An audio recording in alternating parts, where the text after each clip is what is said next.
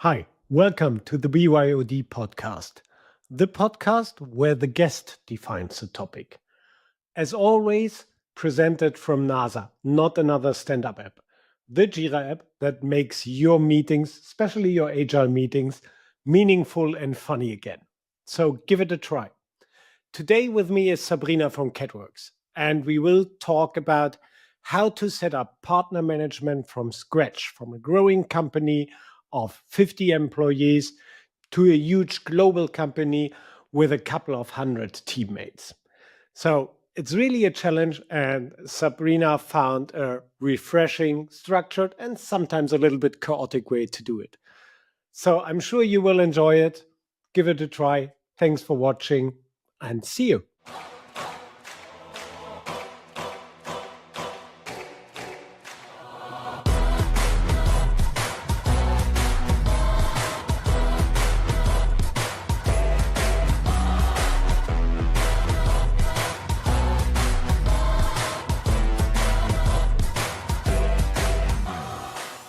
So, welcome back.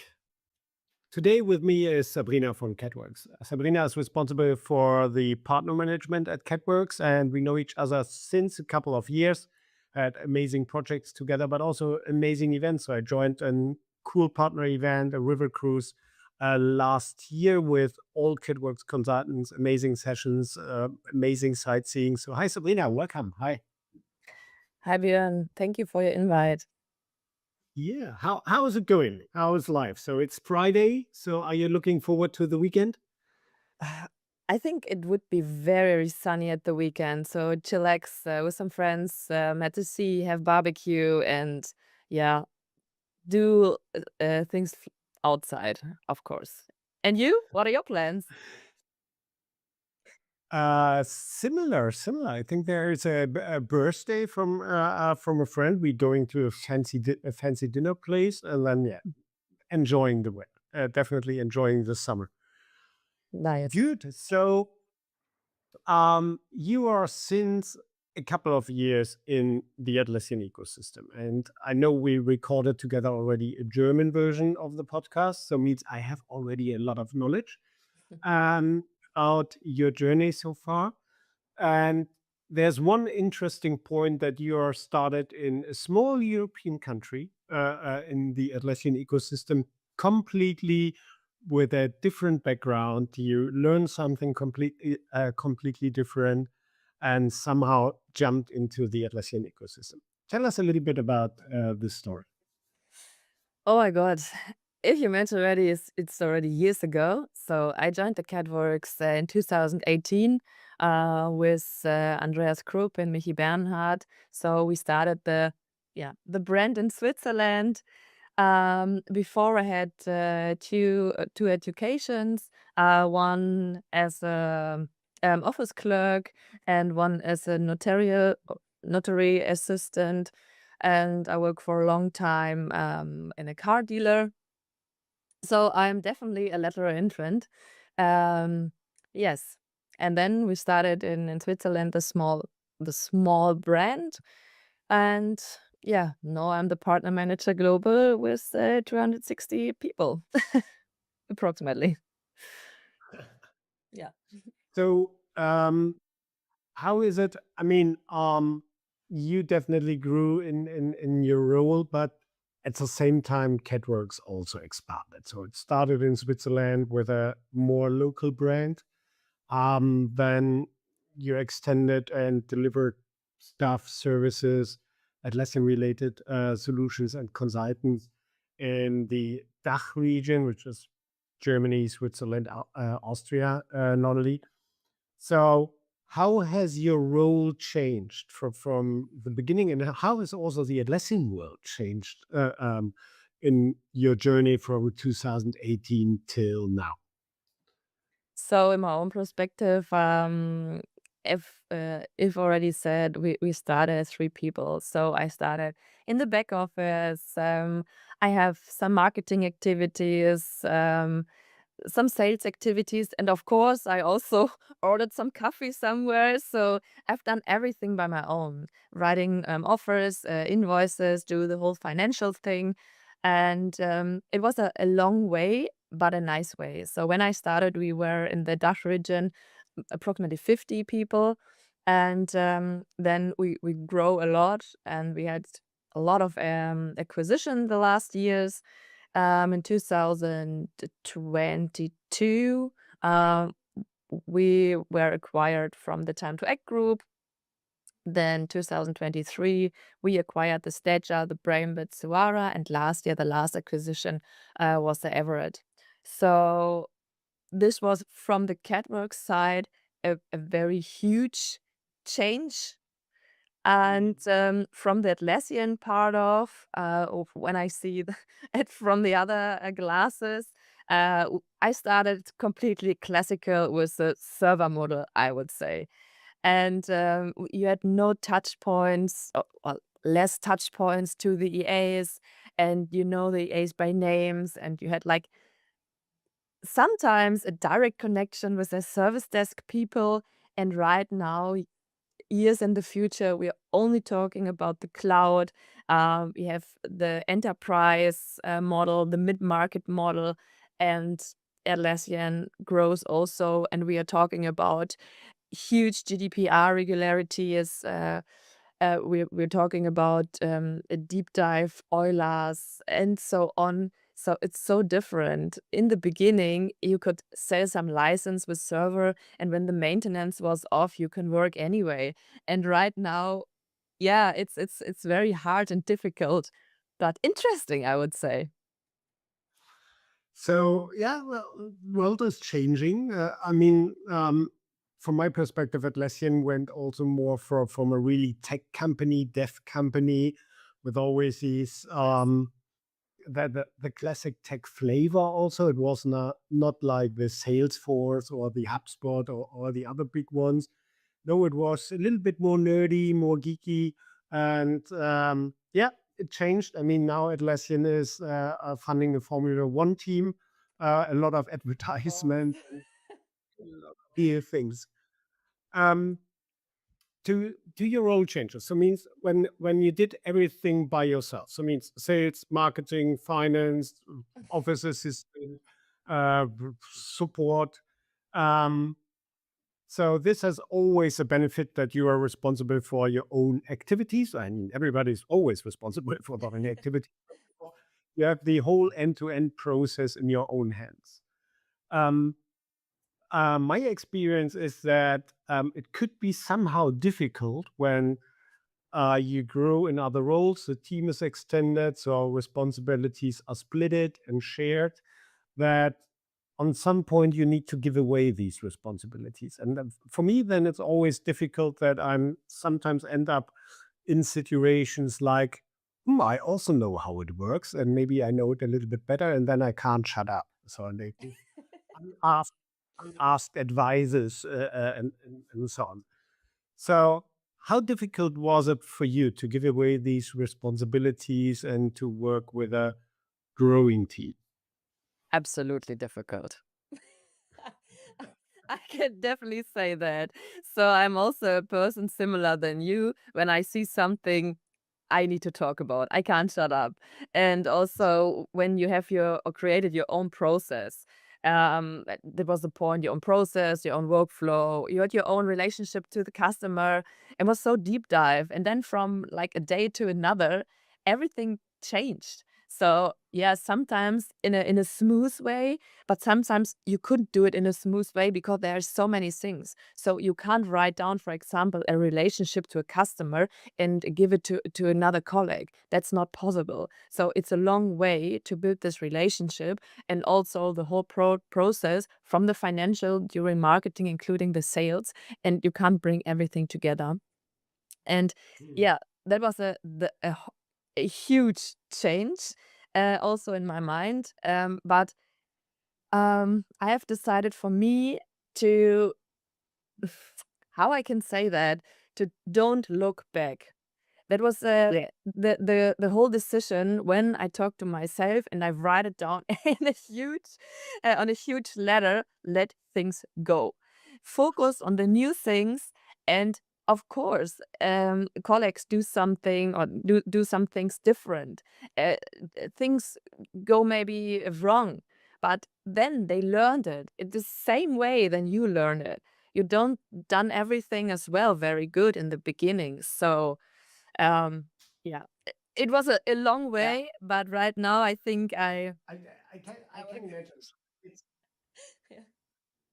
I can imagine that these when you see a teammate, a colleague who is doing something in a specific way, and you know already, oh, I did the same mistake. So, but very often it is not a good way to explain upfront the colleague, hey, do it this or this or this, because then the person can't learn by themselves. So that's yeah, I can imagine. I know this from the past. It's a hard way, and it's hard on some point to say to yourself, okay, shut up, you don't say something. Um, Yeah. so okay, giving away responsibility is one part in a growing company. But you mentioned in the beginning already your role is now the global partner management. Means also your role, I assume, changed a lot. Additional new responsibilities for you, um, and also an extended, let's call it, action area, yeah, from Switzerland, Germany, Austria to a global role. You mentioned all the acquisitions which happened from catworkx or to catworkx. I know that you also are open now, or you have now local business units in United States. So how is it for you to work from a more local perspective to a global perspective now? How you manage it? How you manage time zone conflicts? How you manage relationships which just exist virtually over thousands of miles or kilometers? Yes. So I think in the IT environment, when you started in the IT, you have to work like virtual. So okay, some companies are working in an office, but latest when COVID was, you have to work from home, and it was not so difficult for the IT companies as for like if I worked before with a car dealer. So I think that was already given the environment. So from this perspective, it was not so hard. But to know, okay, your colleague from my side is sitting in Brazil. We have the time zone. I couldn't see her, or I can't say, okay, let us meet in the office in 1 week in Hamburg, for example. That's not possible. I wish it could, and but I was completely open to everything because humans are humans. And I'm not this person say, okay, I won't work with people from the US because of some reasons. So in the beginning, it was a little bit difficult because when she wake up approximately at 2 EMEA time, um, I had already worked a lot, and then she started.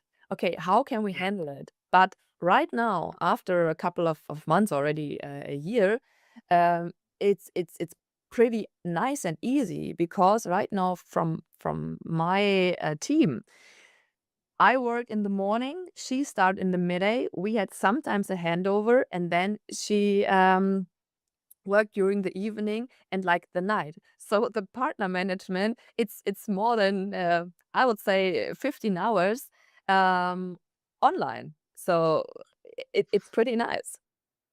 So means you have extended office hours now for Yes. all your partners.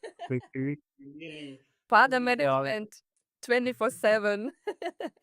okay, so let's talk a little bit about the partners. So, I mean, we are marketplace partners. We are normally knocking exactly on your door and say things like, "Hey, Sabrina, can we do a joint marketing campaign or joint webinars? We want to somehow work together on your customer base. We want to address your audience." And I assume we are not the only one. I can guess there are a couple of hundred marketplace partners who are doing this on a daily basis. Um, Now, in my past life, I also worked in a services company in a similar situation with in a huge global company with hundreds of vendors, and it also happened every day. So on some point, you need to filter. You need, as a partner management, you need to, or that was my understanding, you need to figure out what could be valuable for us, for our services, for the consultancy, and so on. Because at the end, this is paying the bills. This is the value to your customers that you provide Atlassian related services and other consultancy to them. How do you filter these?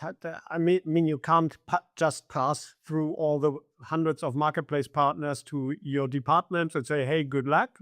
Um, so, how do you filter this? How do you make a decision? What could be valuable for catworkx? What is at the moment not so valuable? Where should we invest our time and where not?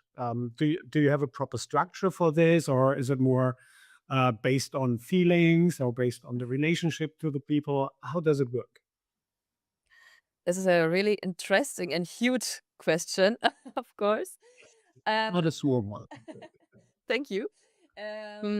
So we started 1 year ago with a completely rebuilding from the partner management, and on this point, we had to to choose some way to start, and then we started with all the if you already said, tons of emails from LinkedIn over mails, newsletters, and so on, and categorized them. First of all, we checked the marketplace out and checked out how many installs their apps have, how many apps they have, and also how big the app vendor is.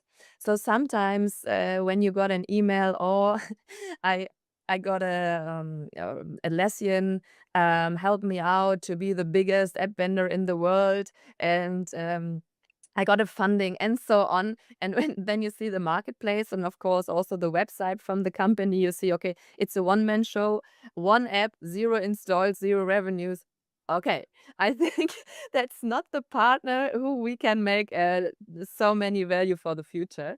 So we categorized them.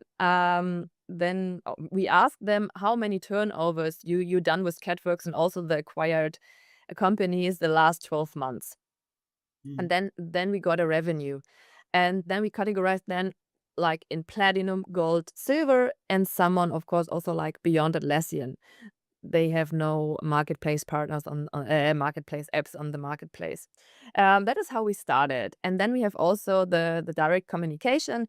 And in this communication, very often when we ask about their strategy, right now the for cloud first strategy, and also in the future, we had already the completely zero march from data center on the license part.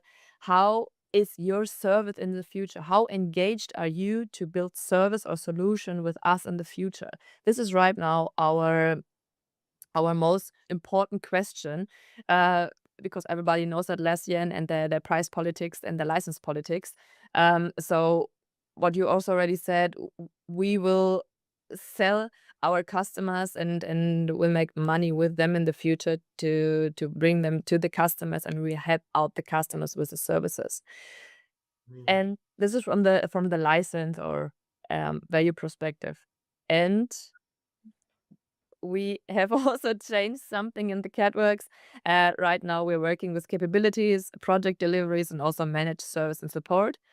And the capabilities are a huge part from the partner management now. So there we have different practices and competencies, practices and competency leader. So one focus on the ITSM practice, for example, then agile, DevOps, and so on. And these colleagues help us completely out from the technical perspective. So when we had a partner, sorry, go ahead. No, no, no, no, no. I'll finish your sentence. I have already follow-up questions. Okay, good. So when we had a partner, first of all, we asked them with the turnovers, of course, because it's very important for us, and then we asked them how is their strategy. So and also right now, and I need to mention it here, have there also a Forge strategy for the apps. But I think this topic will become later as well. So like revenue, service, Forge, and then when everything it's yeah, I would say fine for us, and I think that's also revenue for the from the technical part and for the whole catworks, we move it forward to the practices or competencies, and they reach out from the technical part with them and make a like enablement session, demo session, and we looked out if it's possible to build, for example, a solution, a campaign, or use cases, something like that. Yeah, got it. Huge answer, but it was also a huge question. No, I think I totally get it. I mean, and I have tons of questions to this. But to summarize a little bit, if I understood you correctly, so means um, partners are categorized based on revenue, based on their strategy. I like the point with the Forge strategy, Atlassian Forge strategy, because this is somehow the um, making the decision if this marketplace partner has a future strategy, because Atlassian is definitely pushing every marketplace partner at the moment to Forge.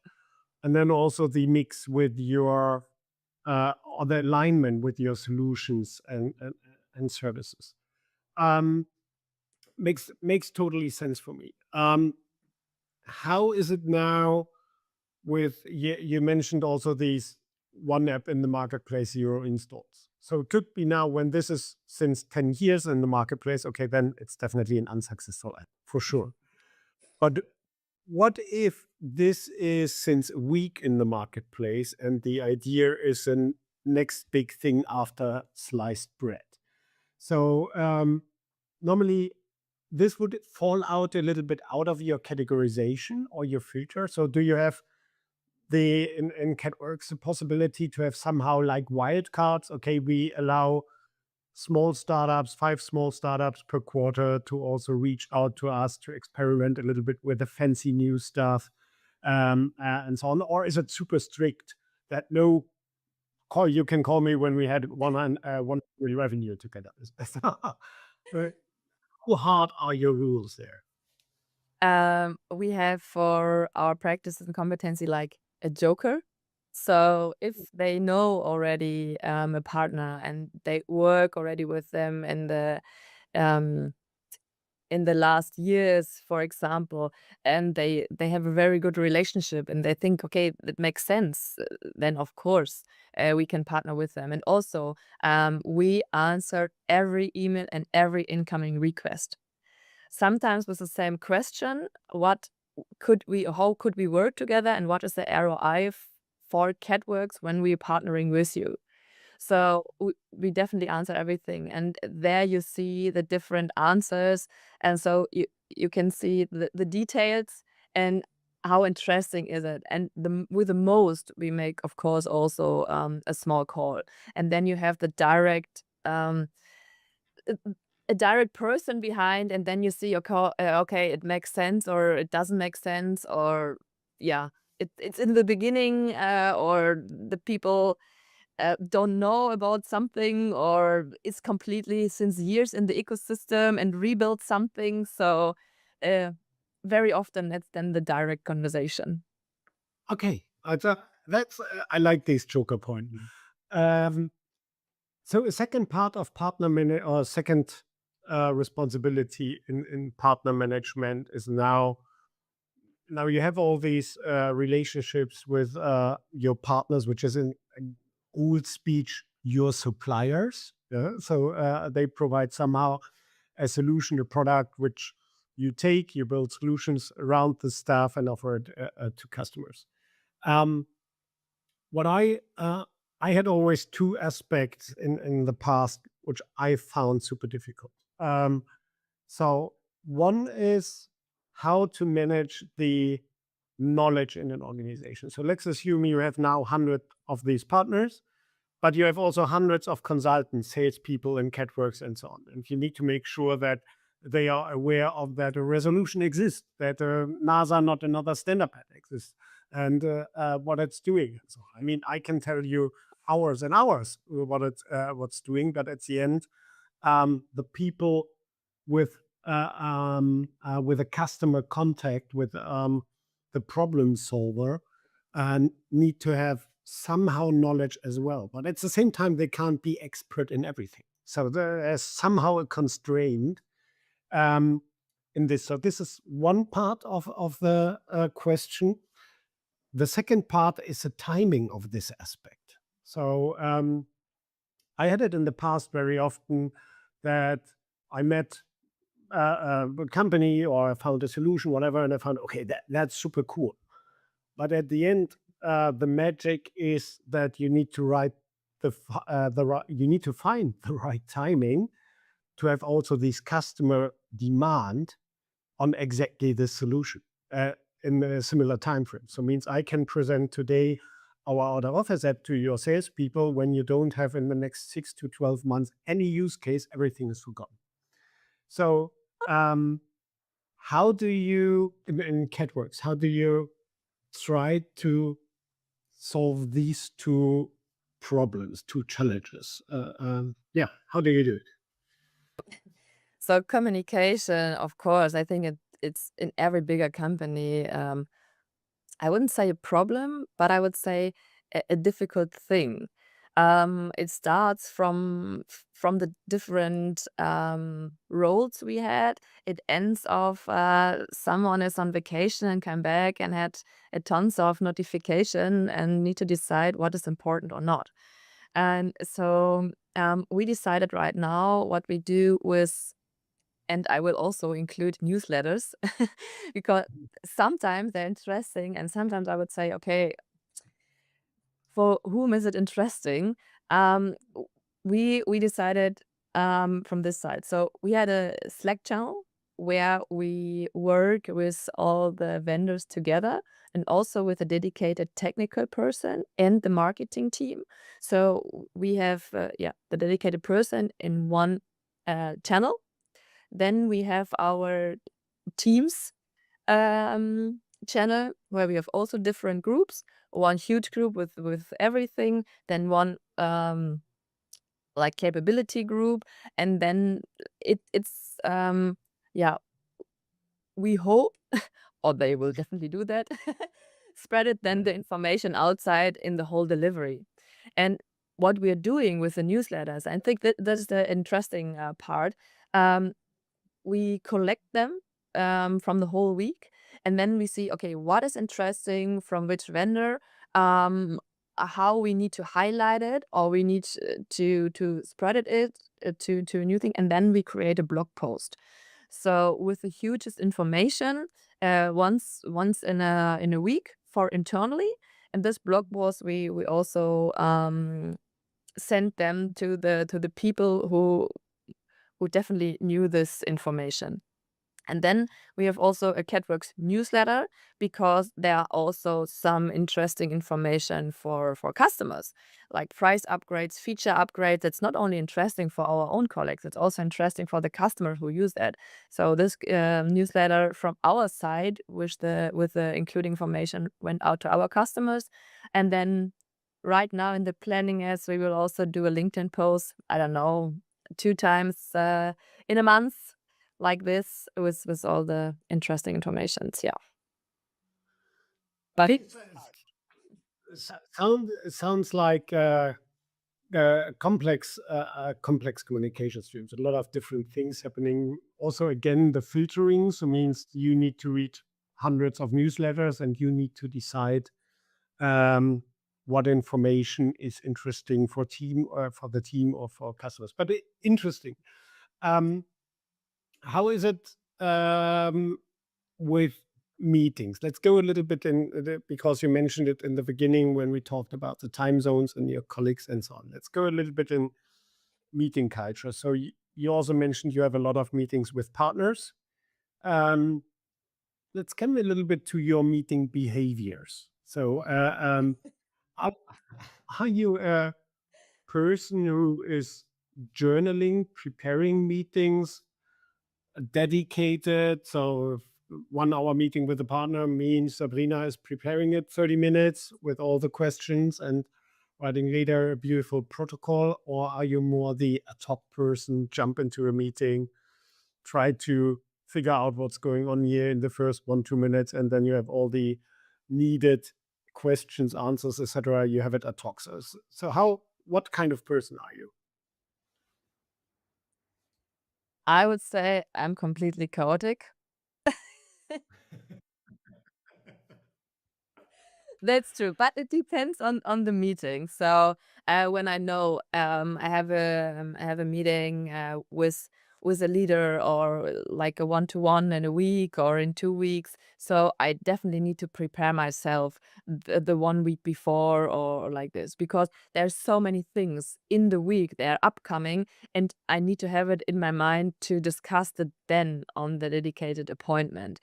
But sometimes I'm definitely chaotic, because I have something in my mind and I will talk to my colleague, but she will start at 2 in the afternoon. So yeah, I'm this person to write something in Teams. Um, I don't know, like only the name, like resolution, and then there we talk later. So but we haven't an appointment yet. So, yes, and then I think the most people have that, like this papers things, and then with Confluence side, and it's completely not structured.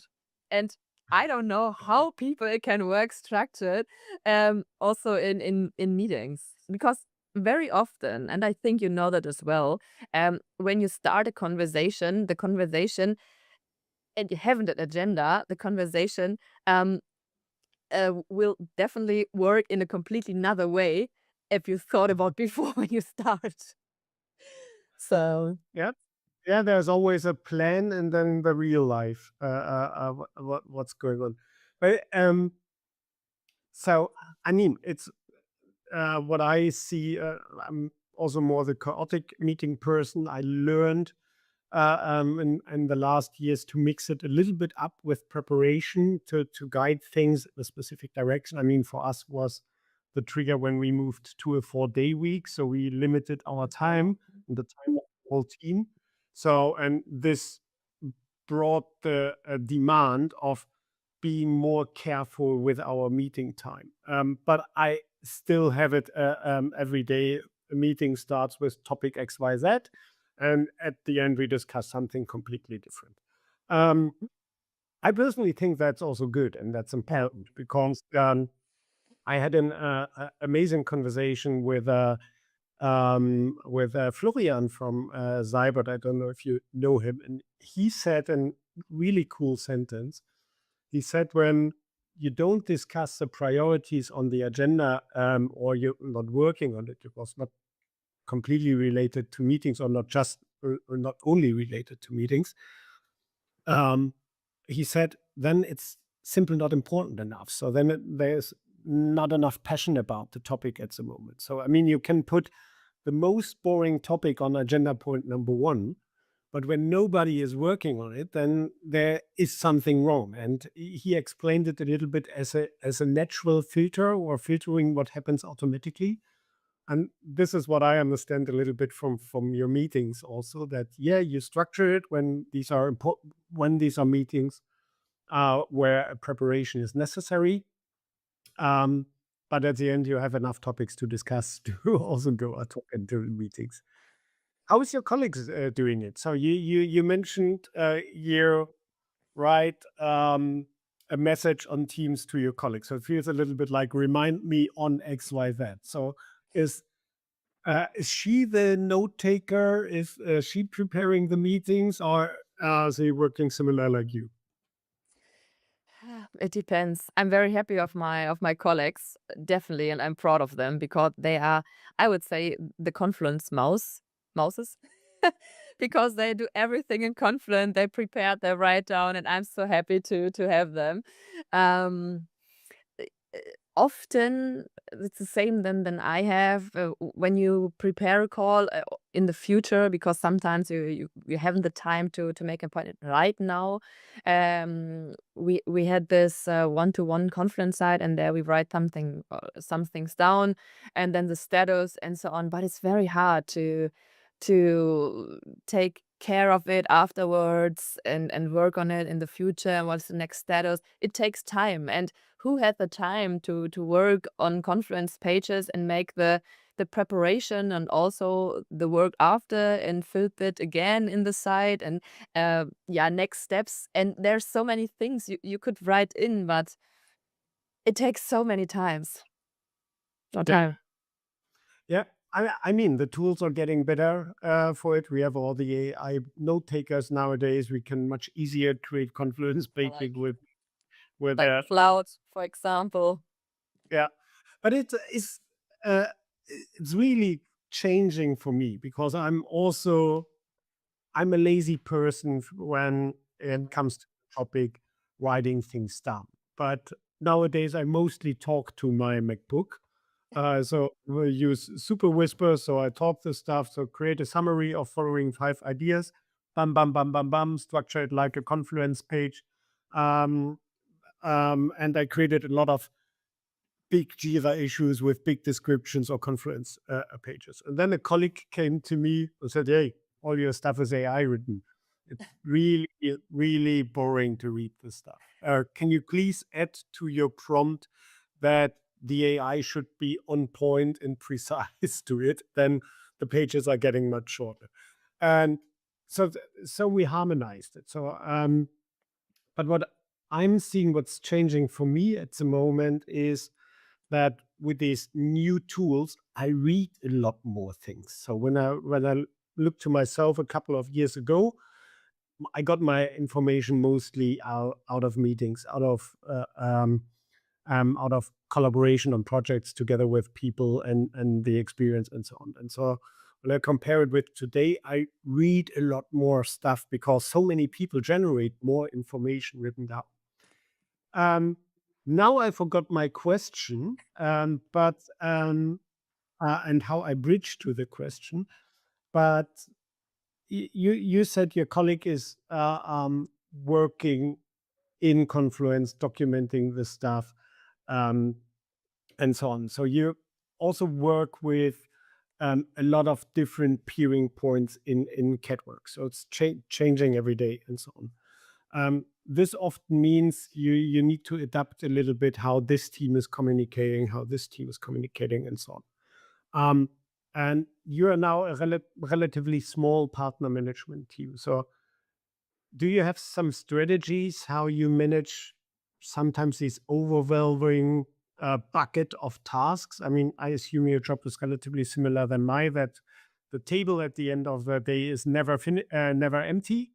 There's always things what you can do. A lot of people don't like this. How do you handle it to have always a full task list? Whew. Hard to say the right answer. Um, I Having barbecue at the weekend with friends, half. of course. And drink a beer, that's it. No, just kidding.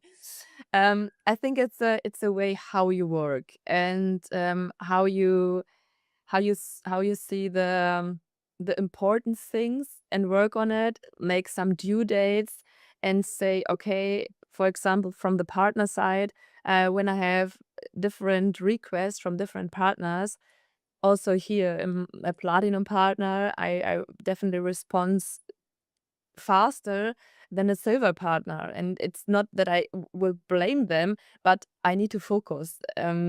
It's also with the communication. If already said, I got so many newsletters, and for me, a price increase with a huge app or a huge vendor, it's more important for the whole company or for the whole sales, as you had a very small feature update with the app we sold already, I don't know, 2 times in a life. So for me, it's the same with you. I read a lot and then I think about, is it important? How important is it? And then I need to categorize. And sometimes I need also to reschedule some appointments to work on the important things. And the last thing what I will mention here, um, the important thing or work on my side is work very closely and every time on the first place are my colleagues. So when they have a problem or they are stopped somewhere, I I lie everything down and I work with them, then they can work further. So that is my important thing my whole life. Um, yeah. So means you always try to unblock other people first, that somehow the process, the workflow, the general flow is eroding.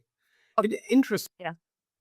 Because Interesting. when somebody stopped somewhere and they can't, the person can't work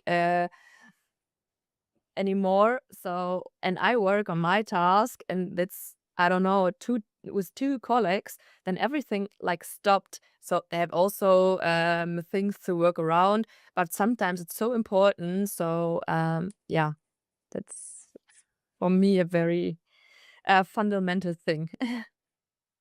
That brings me a little bit to the next point of the podcast. I mean, we touched a little bit what you're doing. We touched your meeting behaviors and learned that you are more the chaotic person. One part of the podcast is also that you're always allowed to bring your own topic, and your topic is bring your own dialogue.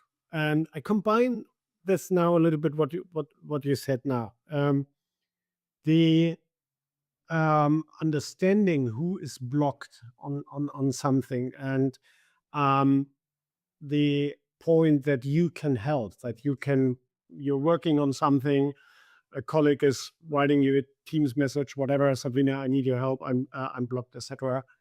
This needs a conversation, and this is sometimes, especially in these virtual environments, it can be super hard. I also see it sometimes in our teams. So you have sometimes the situation that somebody is working on something stuck since hours on the task, and it could be so easy to just talk to person XYZ and would be immediately unblocked. But the person is not doing it for maybe multiple motivations. Maybe it's I want to solve it by myself, or I know my peering point who can help me is busy at the moment, so I don't want to add additional stuff on the plate, and so on.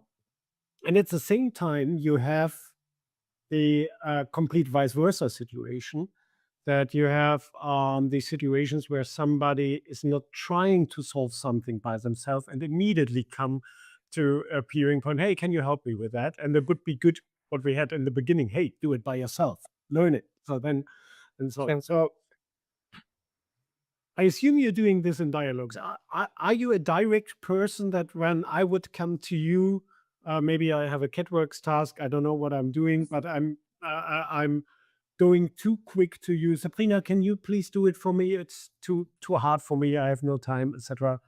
How would you react? Are you a direct person in a dialogue like this?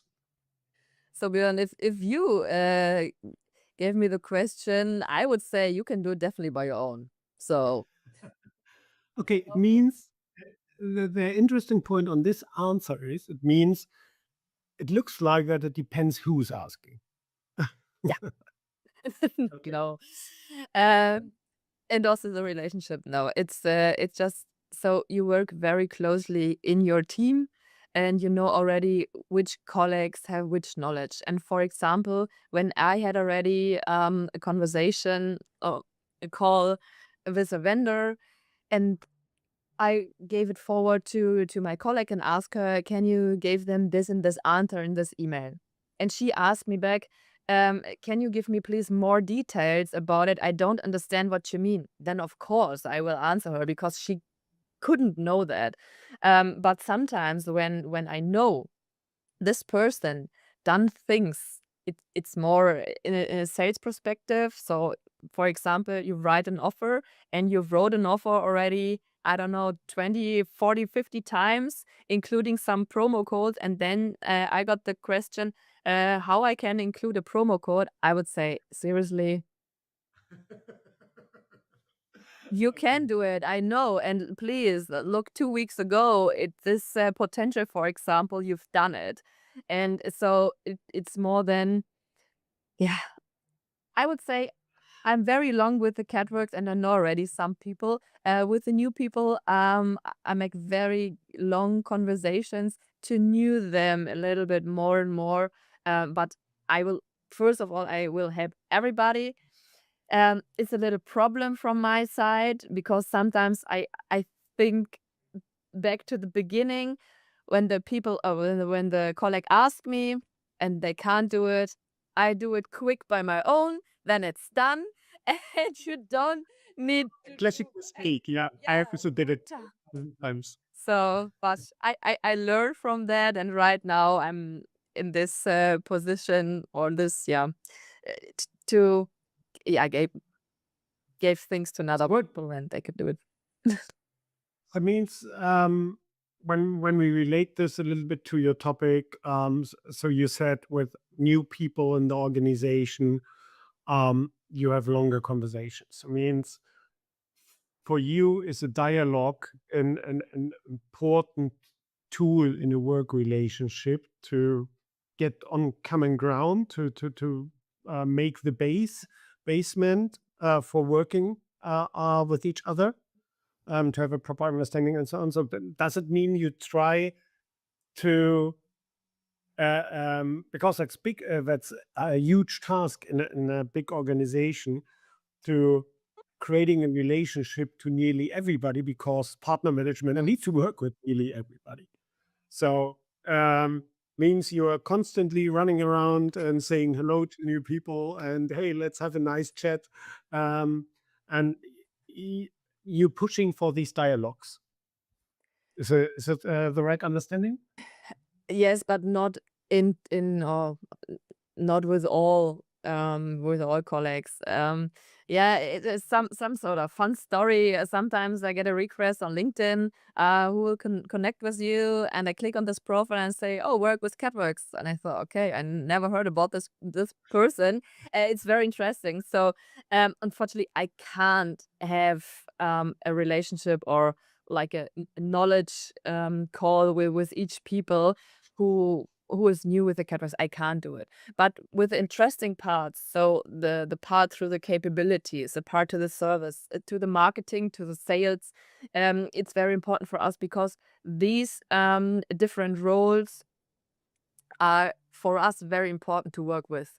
And it's easier to have a direct relationship and know, for example, when the people, when this person go to holiday and where, and have the conversation about that, as you write only emails and you don't know the person, the emotional side of the person. And yeah, so for me, it's virtual meetings. Unfortunately, virtual meetings or meeting face to face are very, very important. And yeah, that's a basic. How do you Yeah, and so how do you like then tools like Loom? I mean, at Atlassian acquired Loom a couple of years ago already. I had tons of conversations with people who like it a lot, because you can quickly record it, you share it with your colleagues. Um, I find Loom has tons of benefits, but also a lot of downside when you use it on the wrong timing. It's again about timing. Yeah, when a meeting is a better format for something to solve, then Loom could be so wrong. But at the same time, the situation exists that Loom could be so right for where a meeting is totally bad. My example was till 1 week till I had the conversation with the kid from Accenture because he said the town hall meetings from them are so collaborative, and they said, "Hey, just normally when I are the town hall meetings, what I know, that's one person is speaking and the rest is quiet." So that was always my classic Loom use case. Um, how do you like tools like Loom and also with the more and more upcoming AI tools, who helping us to have less meetings, less conversations, to spend the time more effective? I mean that's the story what these tools are doing, and I also see it to add one more flavor to it. Um, Sometimes colleagues, especially when they are in the role where having meetings not on a daily basis or on an hourly basis or whatever, you can hear sometimes the sentence after a meeting, so now I should work a little bit. And so there is a little bit as a meeting is not work. So how do you see this whole bubble of new tools and upcoming and more upcoming behavior that having a meeting is not good? Let's do it something else with tools and so on. What are your thoughts on this? It's a difficult question for me because we don't use Loom yet. Okay, Yeah, good. we are still on, Good. But you heard from this. yeah, we are still on data center, but we are on the way to the cloud, but not yet. So we haven't any Yeah. Loom agents now. Yeah, so it's very hard to give you a right answer regarding on Loom. But I can definitely understand what you mean. So, for example, the town hall meeting, who are 250 people have an invite. So one person is speaking, or like one person from each role or higher. I don't know how to say that. Unit work. Thank you, business unit. That was exactly this word. Well, what I was missing the, the last 40 minutes. Business unit is speaking, and then 200 people are sitting there and wait. Okay, when is my business unit coming? Have I missed it? And is it interesting for me or not? So it's very hard. So that is why we also stopped this town hall meeting and make like more business unit dedicated communication or calls who or which topics are completely only for the delivery, for the sales and so on. It makes more sense. And everything what is for the completely company, there is then a blog post, or we make it for like new announcements, like a small call where someone presents something, but not longer than 20 or 30 minutes. Then I'm really looking forward as soon you're on cloud, how your Lumix. Me too. Uh, um, so in this dialogue stuff, there are a lot of more things, and I also discussed it already with a couple of guests, and I'm super interested in your answer. A team is always a group of people with complete different personalities, different experiences, and you can sort it sometimes.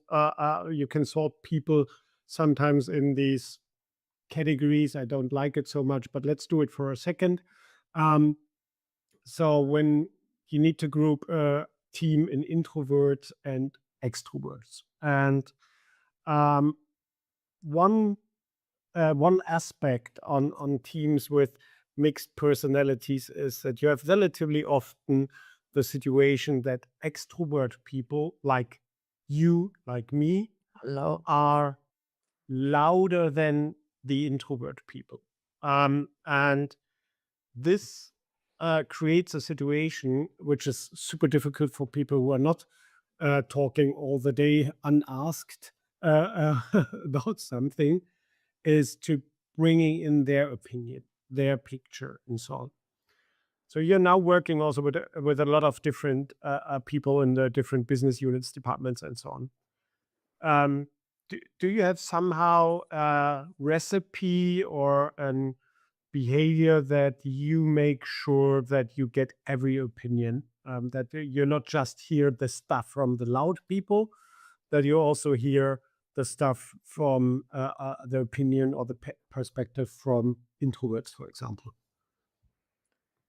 I think a recipe, it's hard to say. So because everybody needs to decide by their own how they can work with introvert and extrovert people. If you're a leader, it's very hard to hear everybody. But when you're in this position and you have team meetings, for example, with 40 people, you know every time the people uh, who would talk every time, who had every time a question, who had every time their own opinion. And these people, for example, the sitting there without the camera, say nothing. And sometimes they're not in this meeting and nobody cares because they don't say anything at all. So From my part is to enable and have a very, I would say, indeed relationship to them. So sometimes I called after this meeting this person directly, and say, it doesn't matter what you say right now. Nothing get out of my mouth, and you can't say any wrong questions. And I think this is back to relationship, and also to the meeting culture. You can't say, okay, the loud people or the extrovert people are are out from the meeting, and you have only a call with the introvert. Then they see, it's very hard. From my own, I do a meeting with everybody, and everybody knows the same people, and so on. And after that, I had weeklies or something like that, with the introvert people.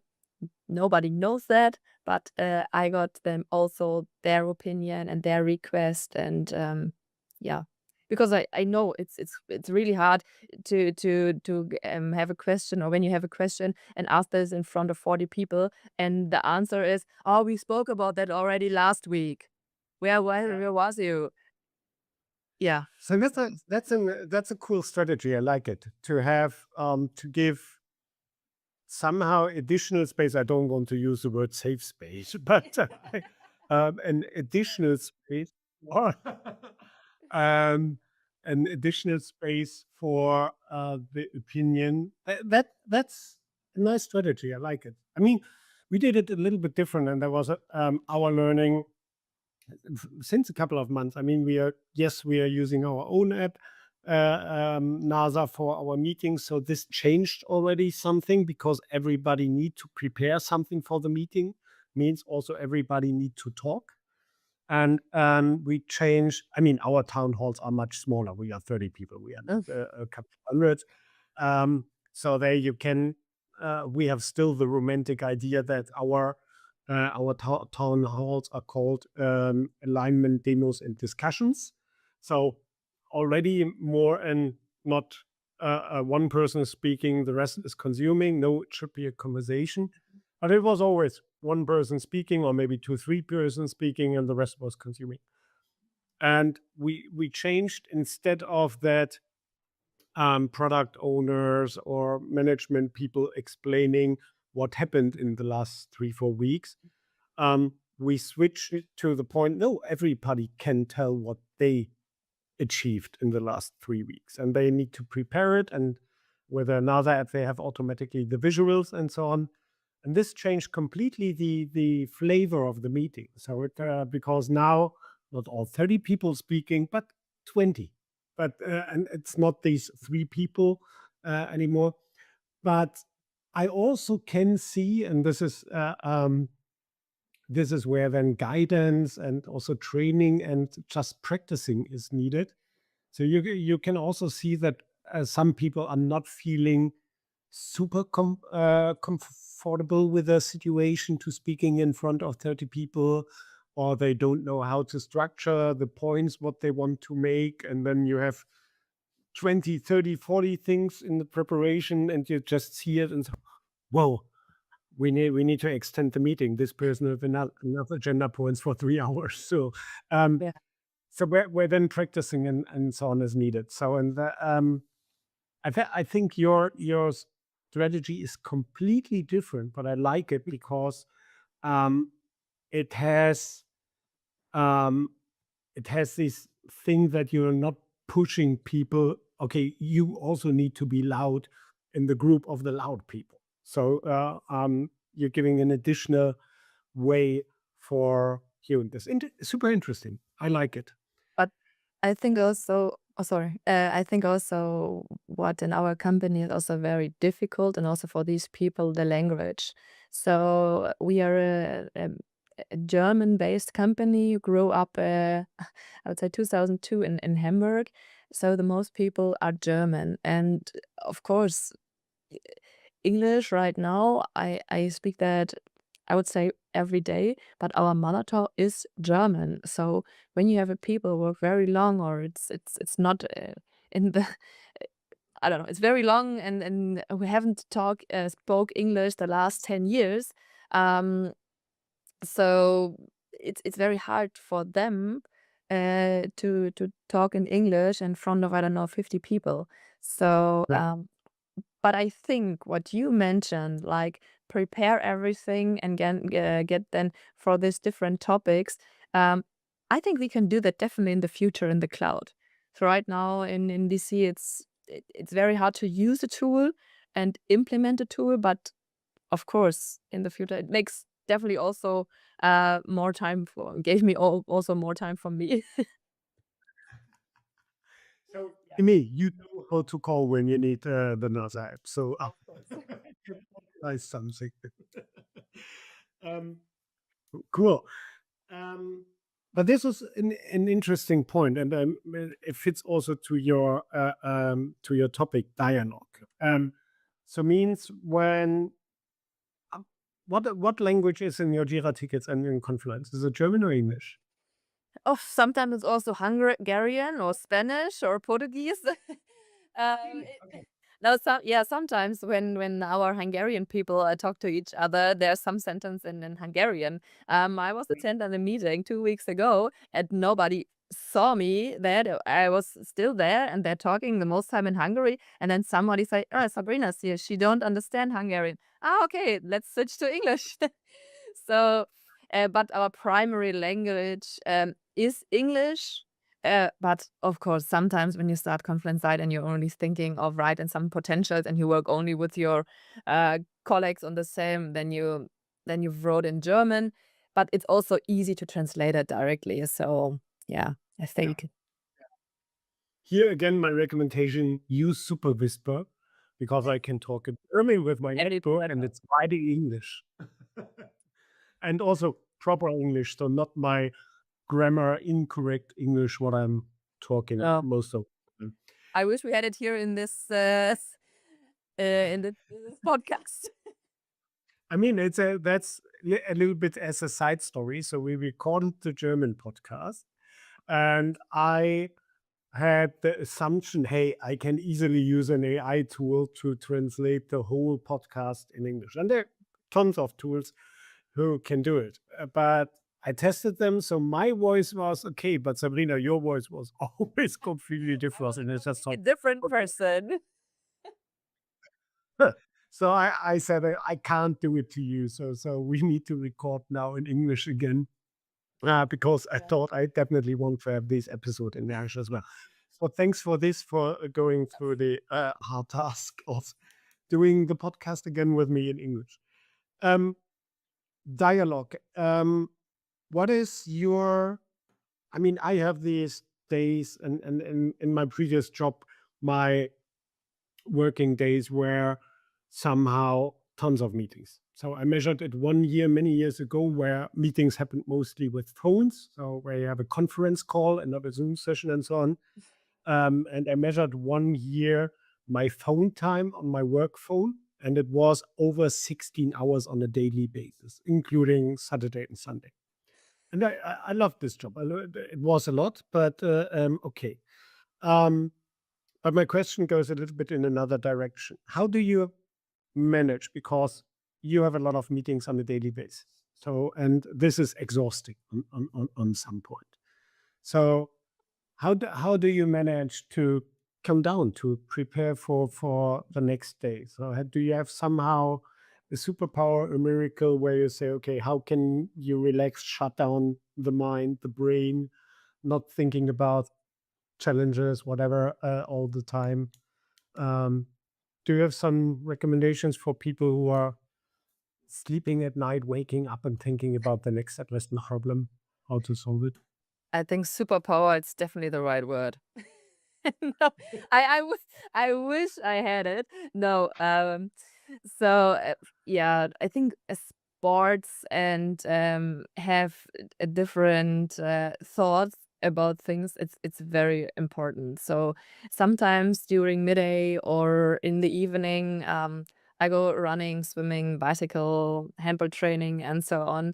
So for me, that I need to change my mind. For example, when I go to my handball team, it's like you play in a team. You need to do something. You can't think about your work, and It's also when you go only around your area and hear like a podcast for different on different things, or you hear some music, or like walking somewhere to give your body um, a little bit more um, I don't know, Exercise. exercise. Thank you. Yeah. And bring your head also back a little bit to the beginning. And of course, in the evening, I know that you work the whole day and you lie there and it's complete, everything is completely quiet, and you think, okay, you need to sleep, but you can't. Everything you have is to your work. So that is why I watch sometimes TV, but not a series or a movie, because then I need to see that and will have the story. I'm looking random shitty gossip TV, because then I, I don't need to think something about it and know how goes it in the future, and what is the next step here. So then I can sleep, wake up all at the same. Okay, so yeah, that is, I came down with that. I know that's a bit crazy, but I know now you said a lot of things, but for some reasons I just remember you're watching trash TV to yeah, come. trash TV. That's cool. I mean, I see it also by myself. It depends a little bit on day and on the day. And I personally, a person, I need stress. I need positive Yeah. stress, because then um, my function works best when it's a stressful time. Um, and a lot of people don't like stress, or they think stress is something negative. And yes, for sure, stress exists on a lot of negative ways. But I think a positive stress is can push you to new levels. You learn a lot with that and so on. But exactly what you're saying, that when you're a whole day on, it's like driving on the German autobahn the whole day with 180, then you're going out of the car and your hands are shaking a little bit and so on. So when you did it for hours, um, so it needs a good strategy to come down at the end of the day or during the day. And I like this within doing sports and the lunch break and so on, and trash TV. Yeah, yeah, I like it. I like it. My sister is working also for a huge company in Germany. When she has stressful situation, she watched animal documentations at home. So Interesting. Interesting. just That's, some animal documentation, yeah. and then the world is fine. Yeah, the point is, so many people say, "Oh, you need to do yoga. You need to like lying down and then have a."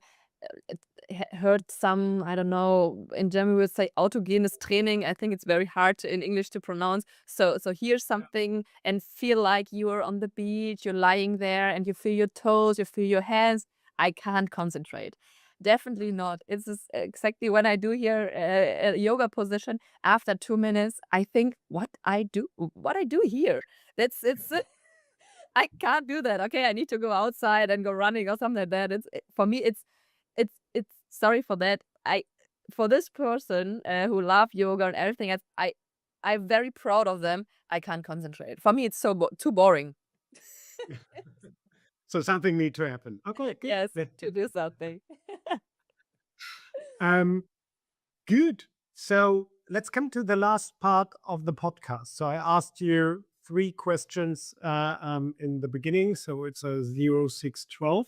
So let me share quickly my screen, and let's jump to the first question. So the first question is always, what was an interesting challenge besides yoga? Um, what you have faced recently where you couldn't find an existing playbook that it worked out? So means, was there something where you need to develop by yourself a plan, a strategy to reach your goals?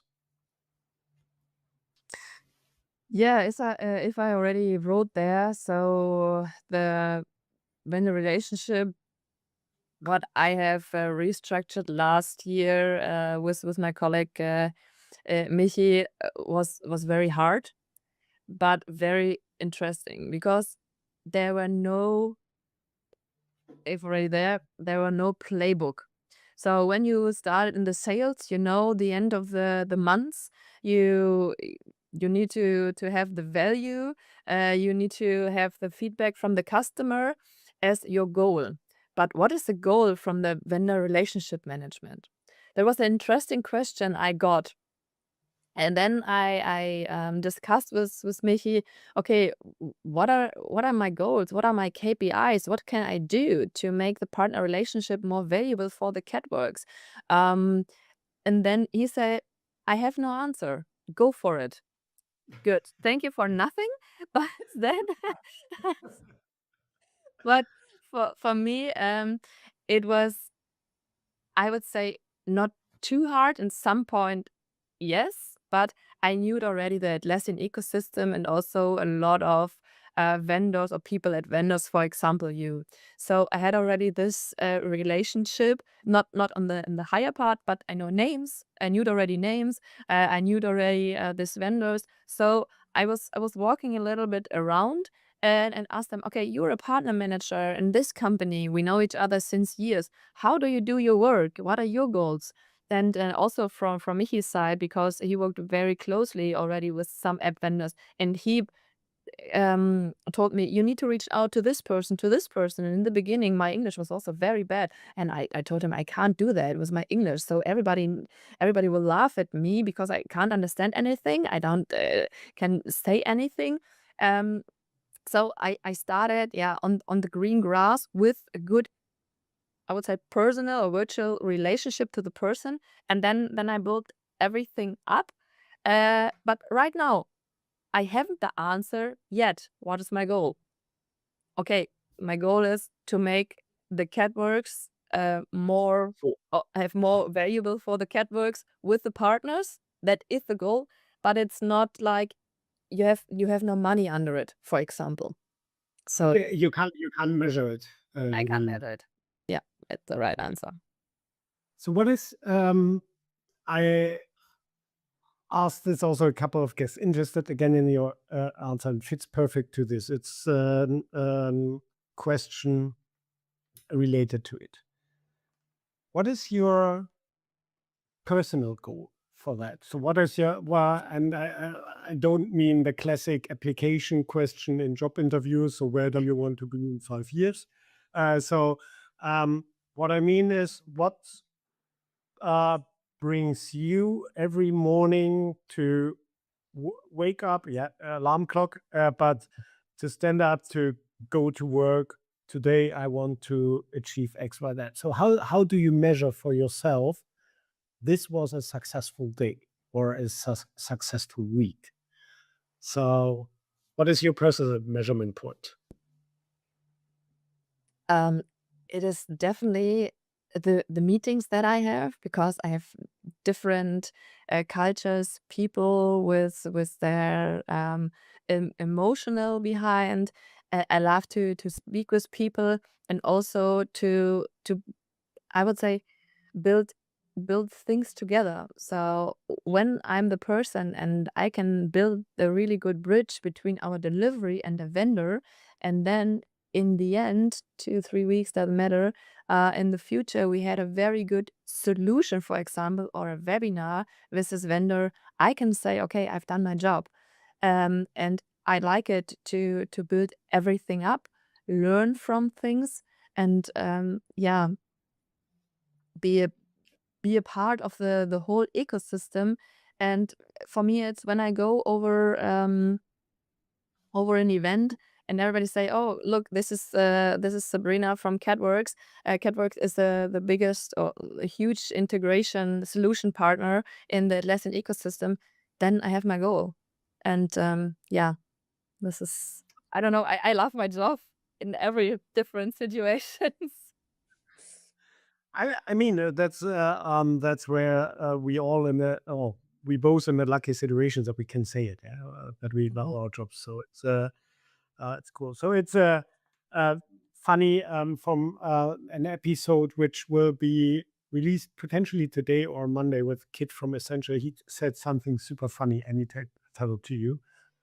he said that his personal measurement point is when colleagues saying to him, "You have so much. I can see that you have so much fun at your job."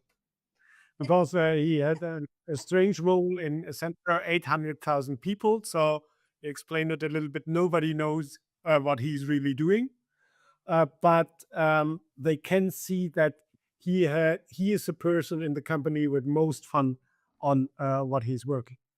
This is his measurement for success. So I found it really cool.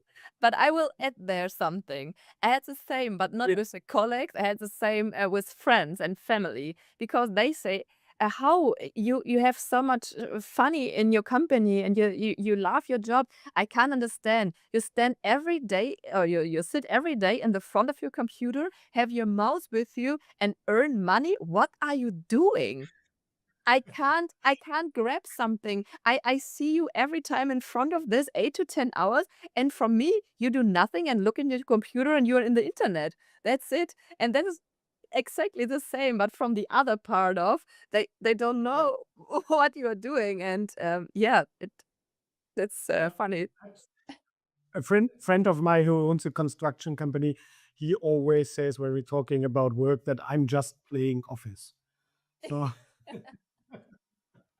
but yes, good. Okay, so to summarize the challenge here, because they're really cool answers a little bit. My understanding is now how to how you managed the stuff that there's no existing playbook. So I learned, okay, still reaching the goal, the definition of goal in partner management.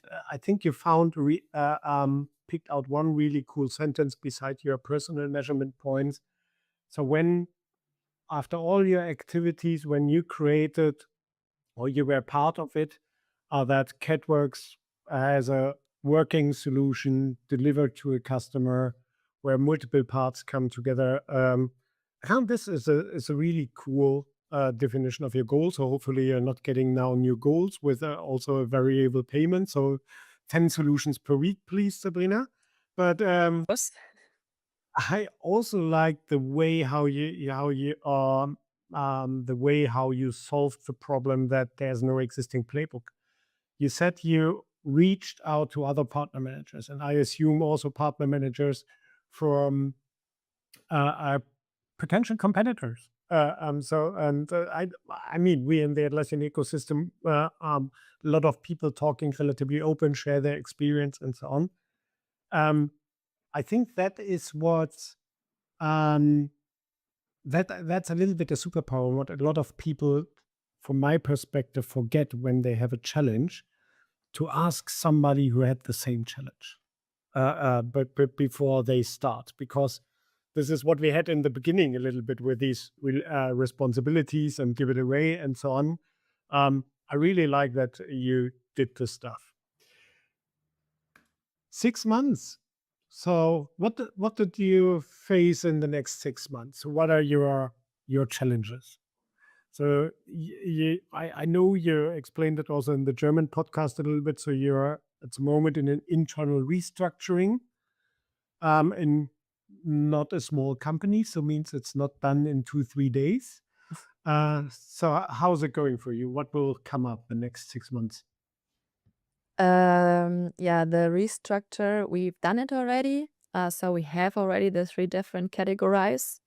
But my goal is definitely build more bridges here. So I don't mean between the product delivery and managed service and support. That's not my part. But I would bring the information from our biggest vendors, and I mean with information, newings, engagement, services, license, include all the business units. And therefore, I will also include our Time to Act brand with us including 11 different IT companies.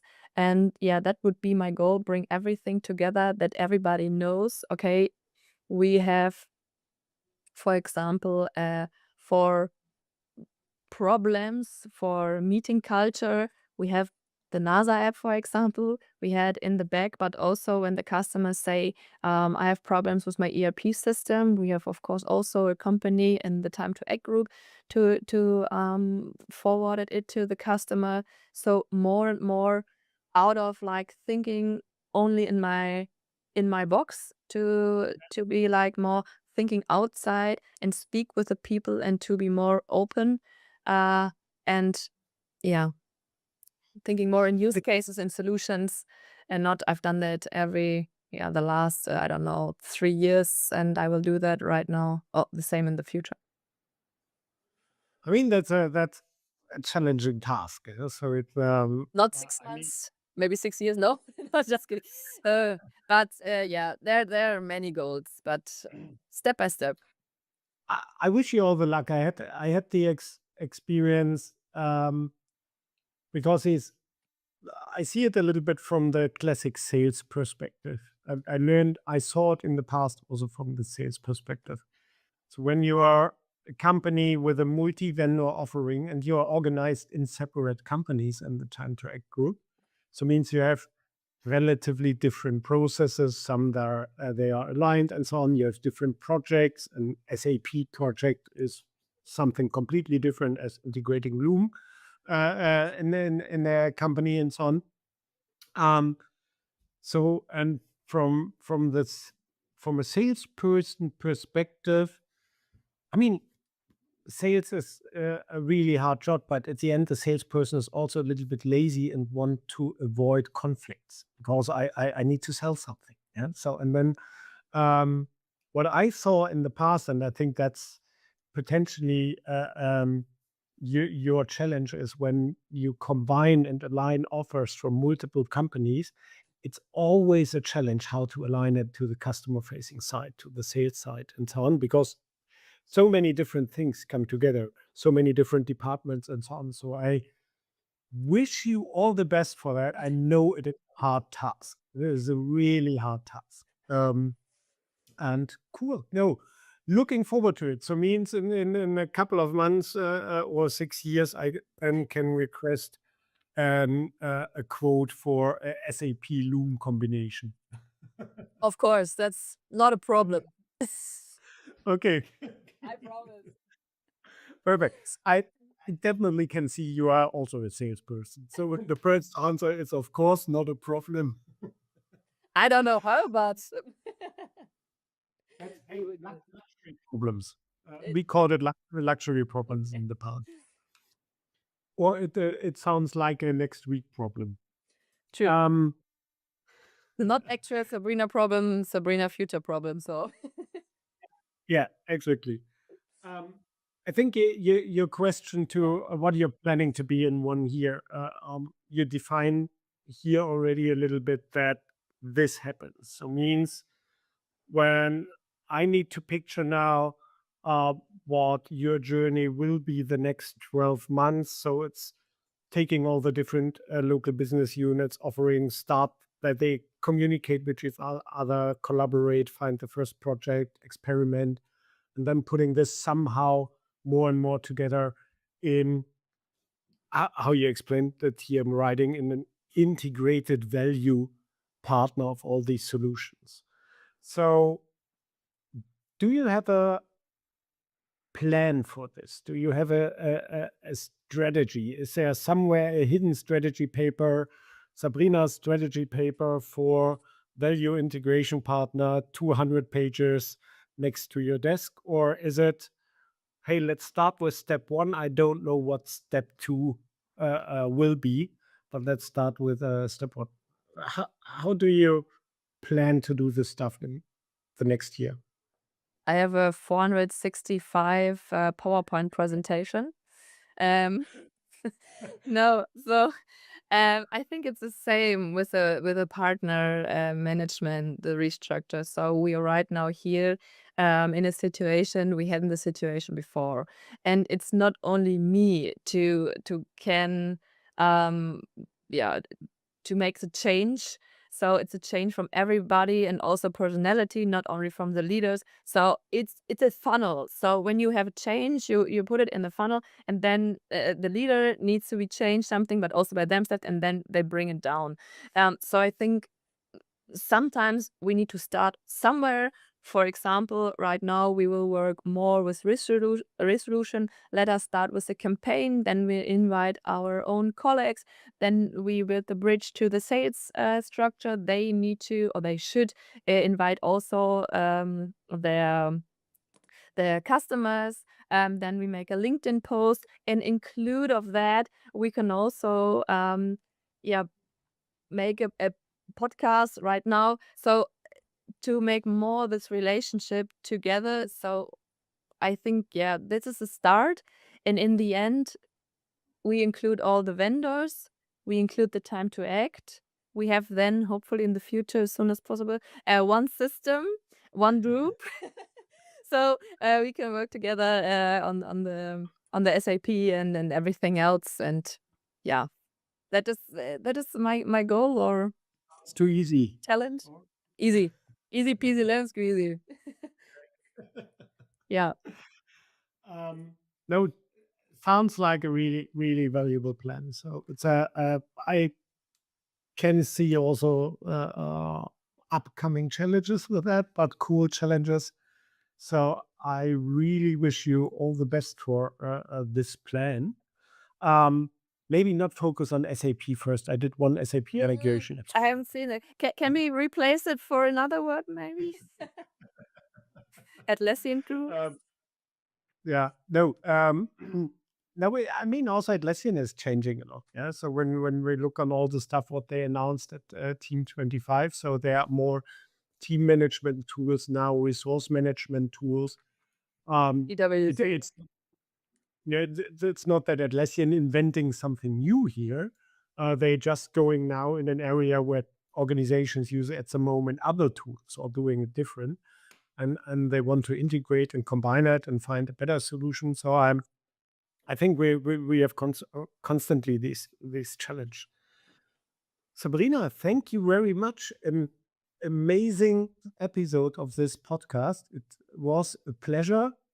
I enjoyed it similar like the German version of the podcast. Thank you very much for that. And yeah, I'm really looking forward to see the catworkx next steps and to see all the amazing stuff you have talked about. One last question: when somebody want to meet you in person, what are the next events where people can meet you in person? I will also share your LinkedIn stuff and so on, but maybe in person. What is the next event? Is it also Team 25, or is there in Barcelona, or is there something earlier? We have on the 8th of July in Cologne, the Inside. There's a Time to Act event with all the IT companies and customers. And also I plan right now right now it is an ACE champion, an ACE in Lower Saxony, in the next 1 or 2 months. So maybe there. And yeah, and I will do also advertising for our German podcast. So I think that it was a good part of. There are some other things we talked about and some deep dives. So yeah, little different than here, but Yeah, I crashed a little bit your preparation, I heard. So that's I know. cool. Sabrina, thank you very much. It was a pleasure. Have a beautiful day and enjoy your weekend. Thank you. You too. Enjoy the weekend, the sun, and everything else.